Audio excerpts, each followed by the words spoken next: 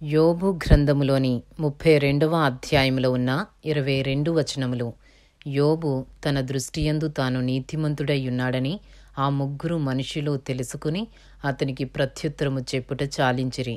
అప్పుడు రాము వంశస్థుడును బూజీయుడును బరకేయేలు కుమారుడు నగు ఎలీహు యోబు దేవుని కంటే తానే నీతిమంతుడైనట్లు చెప్పుకొనుట చూచి అతని మీద బహుగా కోపగించెను. మరియు యోబు యొక్క ముగ్గురు స్నేహితులు ప్రత్యుత్తరమేమియూ చెప్పకయే యోబు మీద దోషము మోపినందుకు వారి మీద కూడా అతడు బహుగా కోపగించెను. యోబు గ్రంథము 32వ అధ్యాయము 4వ వచనము నుండి.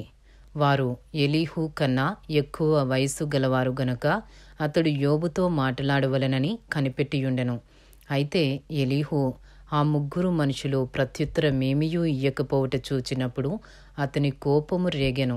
కావున బూజీయుడైన బరకెయేలు కుమారుడగు ఎలీహు ఈలాగు మాటలాడసాగెను. నేను పిన్న వయస్సు గలవాడను, మీరు బహువృద్ధులు. ఆ హేతువు చేతను నేను భయపడి నా తాత్పర్యము మీకు తెలుపుటకు తెగింపలేదు.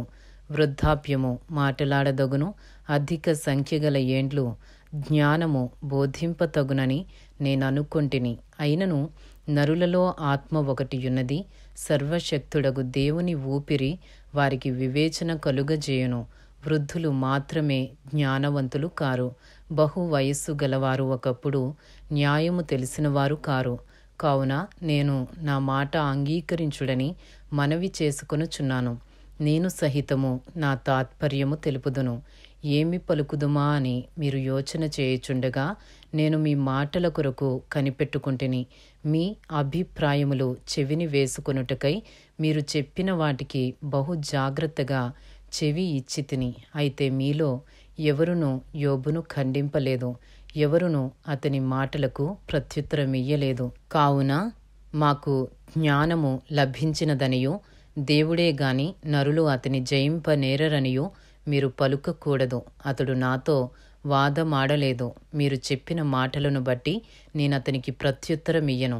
వారు ఆశ్చర్యపడి ఇకనూ ఉత్తరమియ్యకయున్నారు. పలుకుటకు వారికి మాట ఒకటియూ లేదు. కాగా వారికనేమియూ ప్రత్యుత్తరము చెప్పకయున్నారు. వారు మాటలాడకపోవుట చూచి నేను ఊరకుందునా? నేను ఇయ్యవలసిన ప్రత్యుత్తరము నేనిచ్చెదను.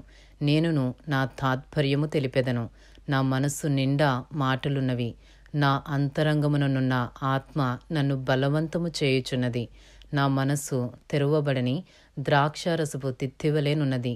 క్రొత్త తిత్తుల వలె అది పగిలిపోవుటకు సిద్ధముగా ఉన్నది. నేను మాటలాడి ఆయాసము తీర్చుకొనెదను.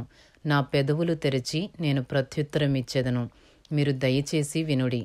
నేను ఎవరి ఎడలను పక్షపాతినై ఉండను. నేను ఎవరికిని ముఖస్తుతికై బిరుదులు పెట్టను. ముఖస్తుతి చేయుట నా చేత కాదు.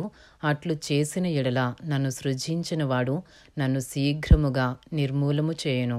ఇంతటితో యోబు గ్రంథములోని 32వ అధ్యాయములో ఉన్న 22 వచనములు పూర్తి చేయబడినవి.